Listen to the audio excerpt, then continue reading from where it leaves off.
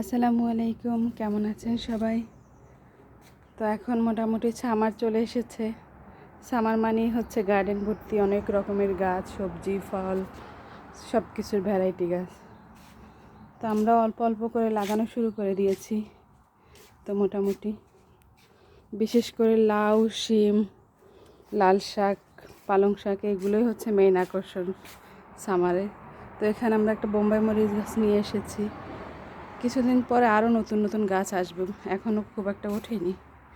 তো এই দেখতে পাচ্ছেন একটা কাঁচা মরিচ, এটাতে একদম গাছ ভর্তি মরিচ। ছোট্ট একটা গাছ, কিন্তু মরিচের অভাব নেই। এখানে রয়েছে আরও একটা, এটা গত বছরের মরিচ গাছ। এটা একটা থাই চিলি, এটা অনেক বেশি ঝাল, কিন্তু মরিচটা খুব ছোট, কিন্তু ঝাল অনেক বেশি। মরিচ গাছ অনেক বেশি থাকে বাসায়, কারণ বাঙালি বলে কথা, মরিচ তো অনেক বেশি খাওয়া হয়।